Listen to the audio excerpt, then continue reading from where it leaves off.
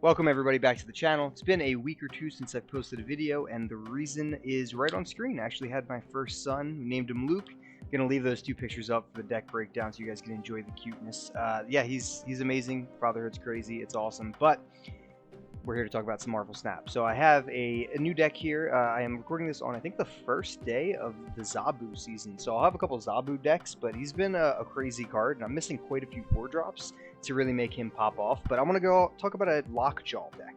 Just pulled Lockjaw over the last week or two, along with some other sweet cards that I'll be making decks on soon. But here's my take on a Lockjaw-based deck.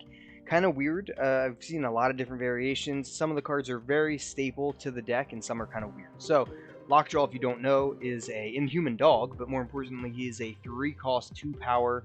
When you play a card here, swap it with a card in your deck. So you want to play something that's kind of cheap on this location, and swap it for something that's kind of ridiculous in your deck. So, there's a few ways to do that. One of the most popular ways to do it is actually with Thor. So here I'm using Thor. He will shuffle Mjolnir into the deck, which is a 0-cost hammer, which will give Thor +6 power. So if you can play the hammer on top of Lockjaw, that's really great. Wasp as well is a 0-cost card, and you combine both of those with Lady Thor, or Jane Foster, the Mighty Thor. On reveal, she draws all 0-cost cards from your deck. So that's super solid, and you can essentially just grab the hammer, grab Wasp, and then later in the game, on turn 6, if you played her, if you haven't already drop those 0-cost cards, you can drop them on turn 6 on top of Lockjaw for some crazy potential here. I'm using a few other cards early. I think Sunspot's really solid in this deck. If you get him out early, great. If not, he's a 1-cost Lockjaw swap, which is pretty solid. And I'm combining it with Infinaut, because obviously that's something we want to pull. So he's just a 20 power massive card. You want to pull that out, but Sunspot really helps by gaining that extra power when you're skipping a turn if you have to hard play Infinaut, which is great. Looked like I removed America Chavez from there. I always do this during tutorials. I always just remove cards from the deck. I'm using America Chavez, though. She's a guarantee, just I will draw her on 6, but also she'll stay in my deck always until 6, so really helps with Lockjaw swaps. If I play something on top, good chance it could be America Chavez, which is a 9 power, which is great. Using Magneto, you could use Hulk if you don't have Magneto. That's totally fine. Just a 12 power big unit here is solid, but he has his on reveal effect that's kind of funny to mess around with. I'm actually adding Jubilee to this deck. It's kind of weird, but it's really fun. Jubilee on reveal plays a card from your deck at this location as well. So since I already have lots of large cards in my deck, Jubilee can easily just pull a giant card. Now, it's kind of a weird interaction. She says play a card, but that card that you play won't get lockjawed, even though it says when you play a card here. But Jubilee herself will. So if you play Jubilee on top of a Lockjaw location, Jubilee will shuffle into your deck for a better card or a different card, but the card that she pulls won't. So that can be a good thing or a bad thing depending on what you pull, but that's an interaction you need to know. Then I'm just using some other 5-drops here. I'm using Hobgoblin. He's really fun. You can have a kind of a board clog issue sometimes at one location. He really helps by coming out and then switching to the opponent's side of the board. Iron Man, he's a 0 power, but when you pull him out, he can really just dominate a location. You have a lot of other big things. So even just with Iron Man and, say, one of your 6-drops, you're probably going to win that location.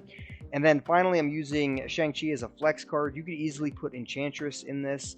You could put Scarlet Witch. You can put whatever you want, really. But this is definitely a flex spot. I like Shang-Chi right now. You might be running into a bunch of Zabu decks and being really pissed off. If that's the case, put Enchantress in at this spot.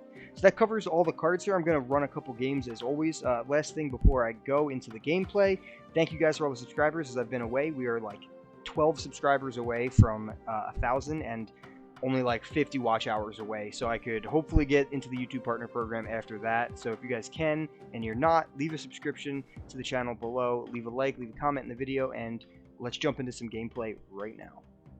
Alright, Thor, Jane Foster, and Wasp, and Lockjaw. So that's a pretty solid starting hand there. We do like that. So he's got the Mind Stones. Looks like we got a Thanos game going on, which is always fun to play against. We got Jotunheim and Negative Zone. So quite the pulls so far for locations. Pretty wild. I'm just going to skip, not play Sunspot, and go ahead into Thor. Cards are getting +2 power, which is pretty fun. I'm going to go into Thor on the left side location here. He's got Lockjaw himself. So yeah, Lockjaw plus Infinity Gems are pretty funny. Good combo if you have Thanos. But not all of us have Thanos. So that's a really good pull. So I'm actually going to play everything on this right side and just try to dominate that right location. Now, Sunspot maybe should have been played somewhere else because Jane is going to pull the Zero Cost cards, but still feels okay. So he's playing all these gems. They're doing a bunch of crazy things. But he's got a lot of junk in that deck with Lockjaw just because of that. We got America Chavez and Superflow is out, so we're going to see what we get with our Lockjaw combo. Infinaut is solid. Mjolnir comes down, gives +6 to Thor, which is really good. Let's see what it becomes. Becomes America Chavez, which is fantastic. And Shang-Chi. Alright, so Shang-Chi doesn't do anything there, but that's alright. So I'm getting +1 energy here. I'm going to go with Jane. She's going to be a 10 power. I'm not going to play anything in the middle just yet, even though I think I could contest and win that location. But I'm going to try to go onto this left side and try to win this. I don't think he's going to try to contest the right. I think I have that pretty won. The middle I think I could compete with, but I think I just want to try to win this left side. So I'm going to play Jane, and then I'll play Iron Man there as well. But I'll have Mjolnir back in hand, so Thor's going to get another +6. So that feels pretty good. Typically, also just a little random tidbit. I typically don't actually snap in videos because I don't want people to retreat. I want the game to play out and show kind of what would happen. So just that said there. So Lockjaw moved to that location. Suppose maybe one of the stones, I forget. Something moves. I don't know what happened. Something moved. Somebody moved. Someone explain that to me. How did Lockjaw move over to this location? Anyone know that? Anyway, I'm going to go ahead and play Iron Man here and Mjolnir in the middle, and then Sunspot here as well.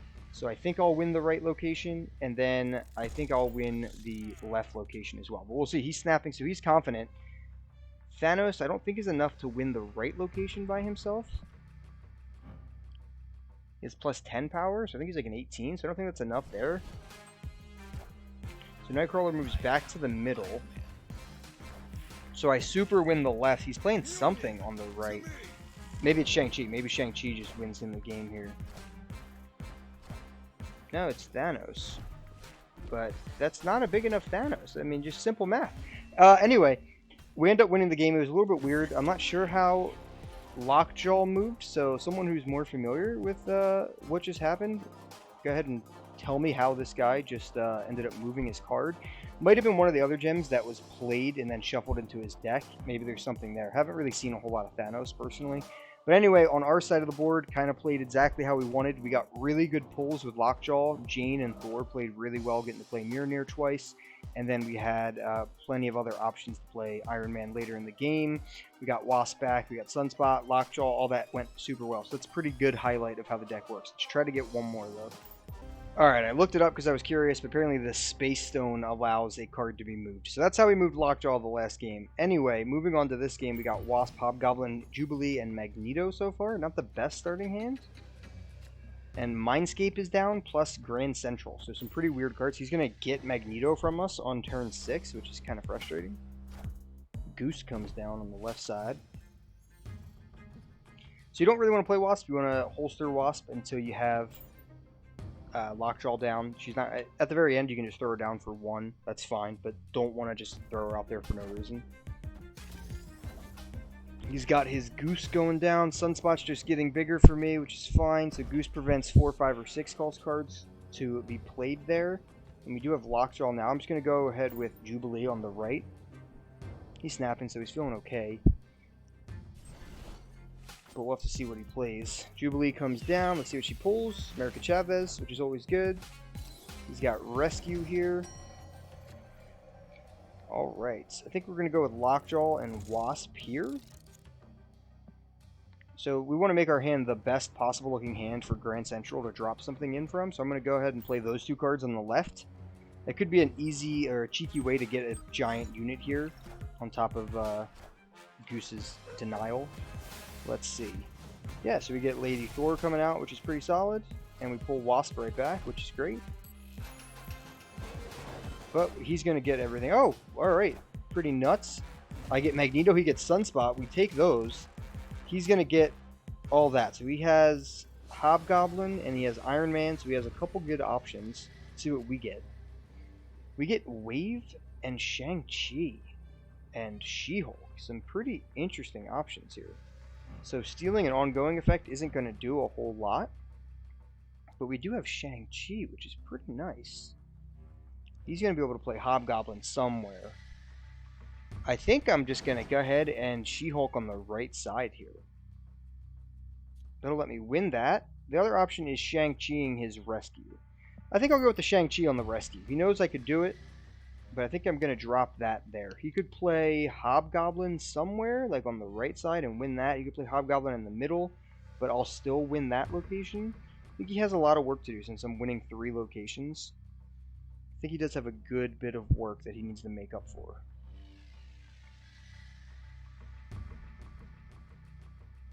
Let's see. What's he gonna do?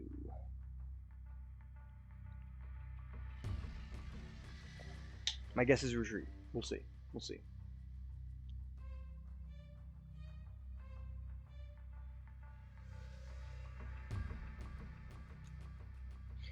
I nailed it.